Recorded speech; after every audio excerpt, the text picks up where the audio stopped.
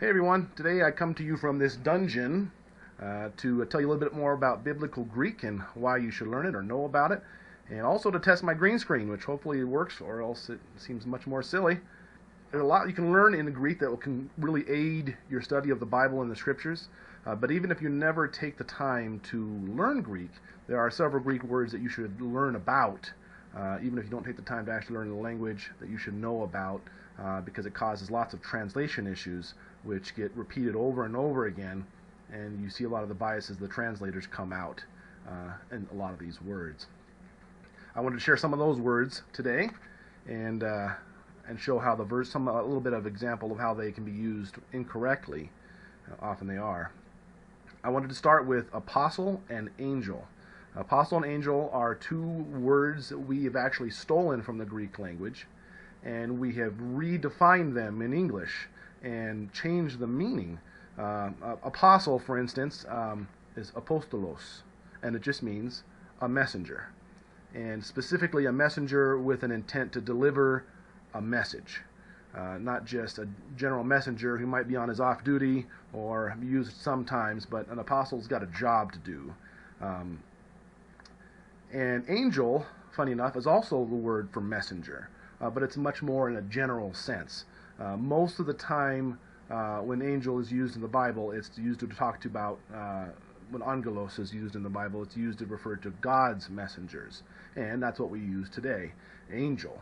But to give you another example of how that's not exactly correct, Luke 6:13 says, "When morning came, he called the disciples to him and chose 12 of them, whom he also designated apostles." And this is one of the first mentionings of the word apostolos. And because of that word, people have made apostles be an office that was held only by the original 12 that Jesus appointed. And in reality, it just means a messenger. Apostello, it means I send away something. Apostelou means they send something, and they're always translated that way in the Scriptures. But apostolos, whenever that's translated, they just put apostle, when in reality it's just messenger. But because of how we've grown to use the word apostle, they translate it as such. But the problem with that is that word was around long before Jesus used it. It just meant somebody who was sent with a message. And that's what Jesus was doing to the apostles. And it causes a lot of problems if you just make it be a title rather than just a word describing a messenger with a message in general. Let me give you an example. Matthew 11:19, Jesus is talking about John the Baptist, and he says, "Then what did you go out to see? A prophet? Yes, I tell you, and more than a prophet. This is the one about whom is written, I will send my messenger ahead of you, who will prepare your way before you." So right there, I will send. Send is actually the word for apostle. It's apostolos. Apostelo means I send. And messenger there is angelos. And of course, every translation gets this one correct. They don't want to call John the Baptist an angel or an apostle. And so they rightly say, I will send my messenger ahead of you. But the word actually being used is angelos. So messenger, angelos, does not only refer to white beings with angels and strum a harp or whatever you think about when you think about angel, but it really just refers to messenger. And most of the time, it is referring to God's messengers who, have the wings, as we've been seeing, and appeared to Mary and all that sort of thing. But there are some times when it's not, especially when you get into the letters of Revelation, when it says that the letters are written to the angel of the seven churches. That's how, if you look in most Bibles today, that's what it's going to say. To the angel of the church of Sardis, write this. To the angel of the church of Thyatira, write this. But in reality, that brings up all kinds of weird doctrines about when you're a church, you get an angel, that watches over your church, when in reality, it's most likely just messenger. To the messenger of the church of Sardis, or the messenger of the church of Thyatira. And John was exiled to an island. He couldn't just travel around to the churches, and so they likely sent messengers to him to deliver messages back and forth. And God just tells him to write to these different messengers what the message he has for those churches. So yeah, if you actually translate that verse the way that it often gets translated, is it says, I will apostle my angel ahead of you and prepare my way before you. When in reality, of course, it's obviously messenger. Also synagoge, which is the word we get today, synagogue. And if you ask you today in English, what's a synagogue? Oh, it's probably a temple at Greek Orthodox, or maybe Jewish, traditional Jewish place, or some other mosque in another place. They might call it a synagogue. And so today that word means something else in English. But if you look at the Greek formation of the word, synagoge, synago means I gather together, and geis is the word for earth or dirt, and together it means the dirt where we gather together. And that's really the translation of it. It's not necessarily a building like it's definitely become to be known today. So that word isn't generally messed up, but a lot of times we take a word in Greek and we use it so often, then rather than translate it, we just rip the word out and say it in its original Greek, and then redefine it as something else. So when it says that Jesus went to the synagogue, it is true he went to the building where where the temples were at and where he taught them, but it's really referring to just the meeting place where they went to go. Okay, and then graphe. Graphe is another word that simply means writing, and when plural, it's writings. It's funny that whenever graphe is translated in the Bible, in just singular, it's always translated writing. But when it's plural, it should be translated writings, and it's almost universally translated as scriptures. And of course, when they referred to their writings, they were talking about what we refer to as the scriptures. But scripture isn't exactly a word that's in there, and it does lead to some other weird problems when you interpret it that way. We want to be able to learn how they use the word writings and know that they were referring to the ancient manuscripts that they had at the time, the Torah, rather than actually saying scriptures every time and then have weird problems. Like if you look in 2 Peter 3:16, Peter's talking about Paul's writings, and he says he writes the same way in all his letters, speaking of them, these matters. His letters contain some things that are hard to understand, which ignorant and unstable people distort, as they do the other scriptures to their own destruction. And so this verse is used a lot, but in reality, there, as they do the other scriptures, it's just writings. If you don't take it in the right way, you have Peter calling Paul's letters holy scripture right alongside the Torah, and I don't think that's the intention at all. It's just writings. He's meaning that they twist the scriptures, the writings, the old writings, like they twist Paul's writings. It's not. They're both writings, and of course, in the one tense, they're talking about the writings as the scriptures, and in Paul's writings, it's not talking about Paul's scriptures. It's talking about Paul's writings as well. And so, used in the wrong way, it can mean something totally different.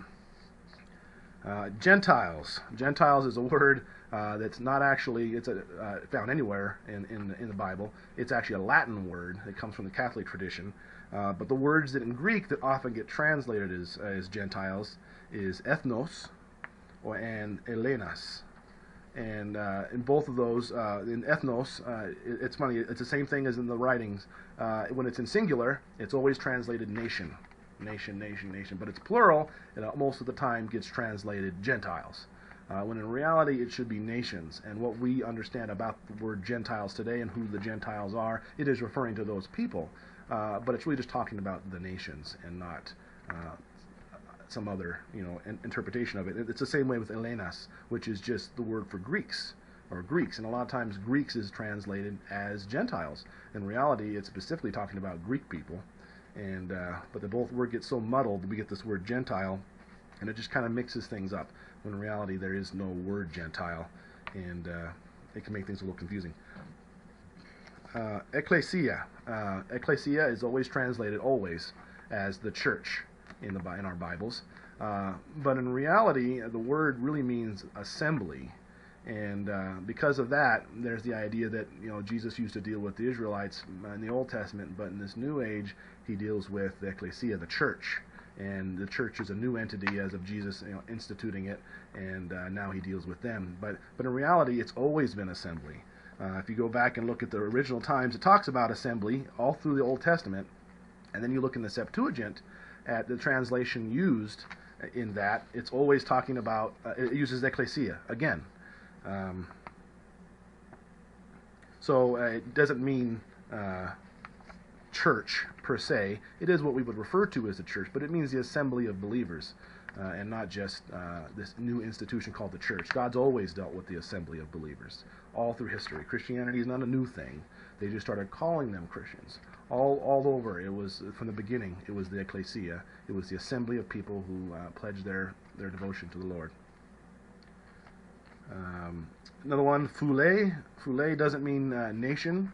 A lot of times it's translated as nation. It's funny, they do ethnos, they make that Gentiles, when it's the word for nations. And Phule, they translate as nation, when in reality it means tribe.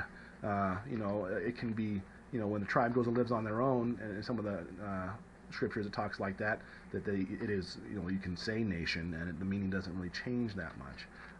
But it does mean tribe, and it can make a difference. Anastasis is another one. Anastasis is resurrection.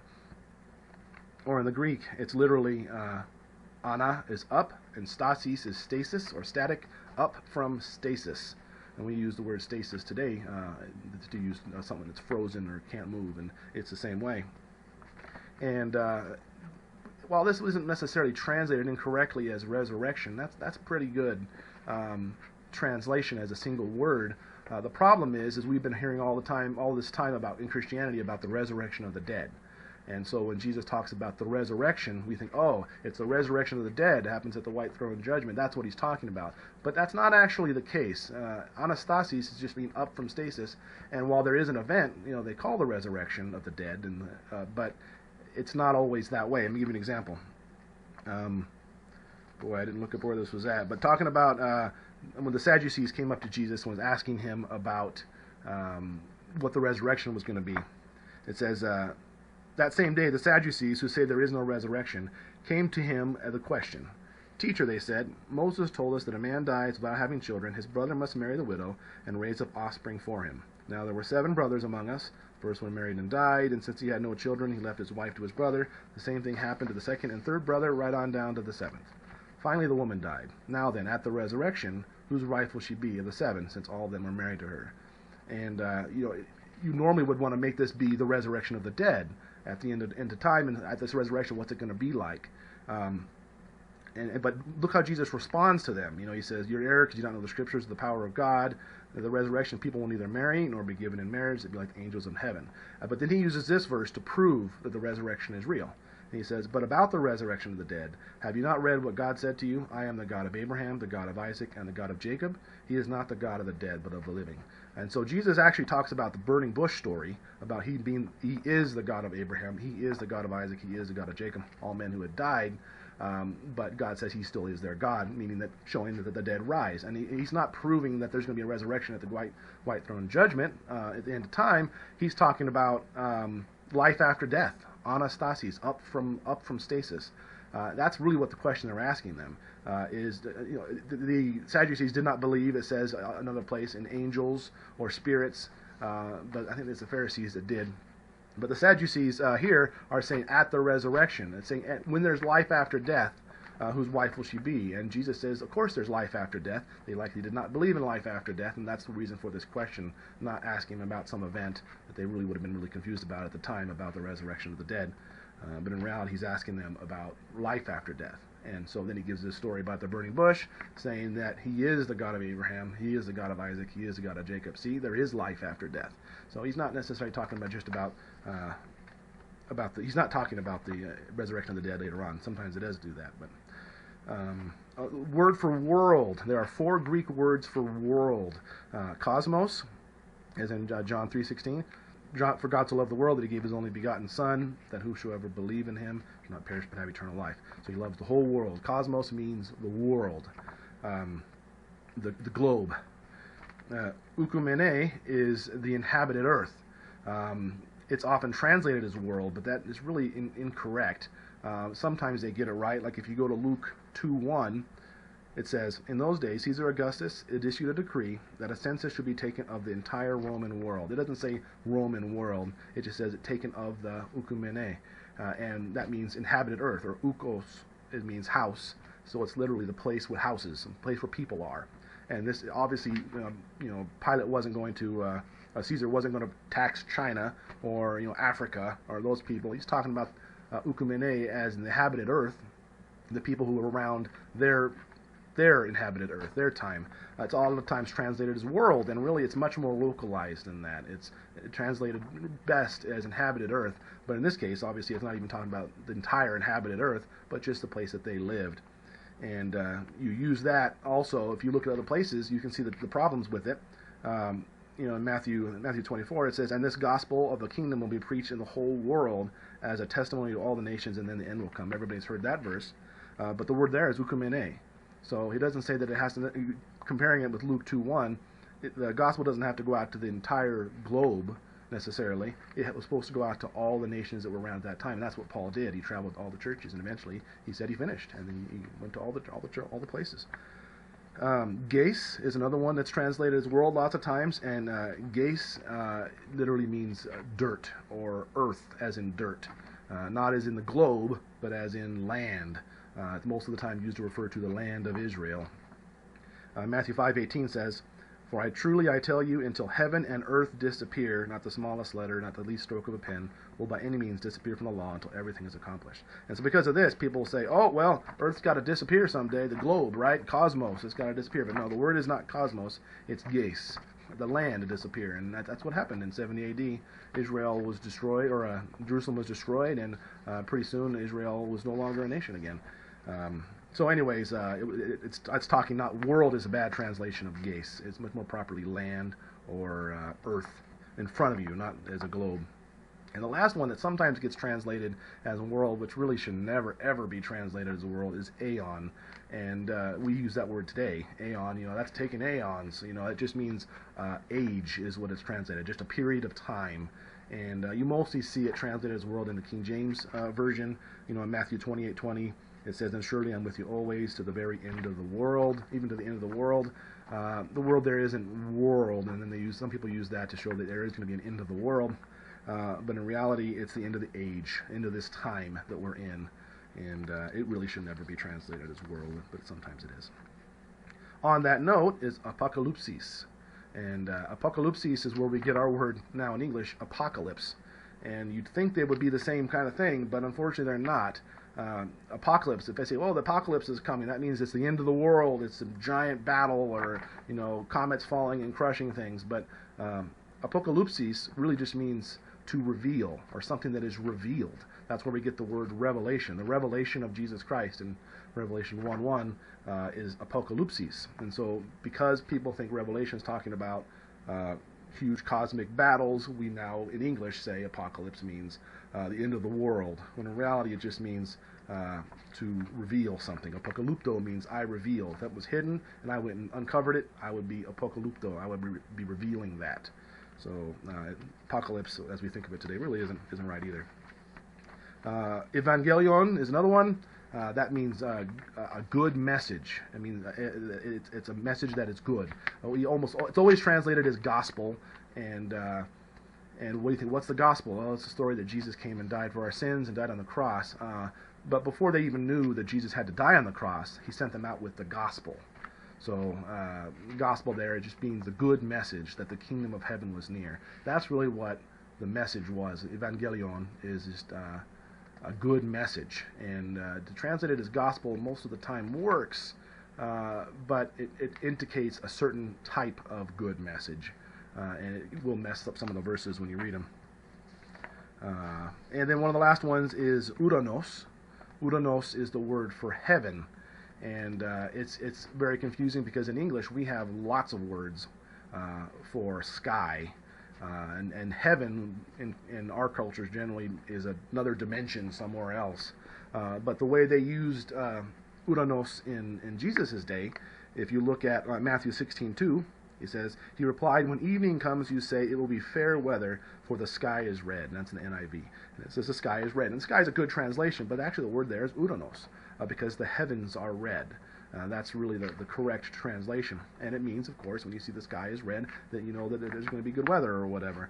In Matthew 5:34, it says, "But I tell you, do not swear on an oath at all, either by heaven, for it is God's throne." Here it's clearly talking about heaven is where God is. But it's the same word, uranos. Where do the birds fly? Uranos. Where does God live? Uranos. It's just, and today we even use it the same way. Look up into the heavens. That means you look up. and you look into the sky, and that's what heavens really means. The problem is when we say sky, we get a lot of verses like in Matthew 24. It says, "Then will appear the sign of the Son of Man in heaven," Udonos, "and then all the peoples of the earth will mourn when they see the Son of Man coming on the clouds of heaven with power and great glory." NIV does translate it as clouds of heaven, which is correct. But a lot of places it talks about clouds of the sky. But there are places where there is a word for air, it's era, but sometimes clouds are said to be in era. But there's other times when it talks about clouds being in Udonos. Most of the time it's in Udonos, which is heaven. And so when it talks about the stars will fall from Udonos, you've got a problem there with, is it going to be stars falling out of our sky to earth, or is there something else that's mentioned? In fact, if you go back to Isaiah, there are times when it talks about in judging Egypt and Babylon, for instance, when it talks about stars falling from heaven. And even though stars didn't actually fall from heaven in those days, it's just an apocalyptic language, giving them a story, and not literally that a star came down. If even the star got close to us, it would burn us up. Anyways, there's lots more of those, and if you continue to learn Greek, you're going to learn a lot more all on your own. And just looking at the makeup of how a lot of these words are done, you can say what the actual meanings of them are. Greek, it was not a complicated language at all. You have one word, you have another word, you put them together, you got a new word, and you don't even change them that much. Or in English, we have things like a thesaurus, where you can look up one word and you get like 30 different definitions or different words that mean the exact same thing. When an example of world, they have 4 different words that they could theoretically people translate as world, but generally it's not that much, not that way. There's pretty much one word for something, maybe 2. They certainly wouldn't have understood what a thesaurus would be like. And in English, they all have different meanings, just slightly, but enough to do it. But so anyways, if you keep learning Greek on your own, you'll be able to see some of this stuff. But if not, at least be aware of some of these words that are out there, and when you study, have them come to mind, and you'll maybe a lot of times see a different angle of what the verse is actually trying to say. Hope you guys liked it. If like and subscribe down below. If there's any questions about any other words or any of the things I mentioned, just put it in a comment down below, and I'll do my best to answer those. Thanks a lot.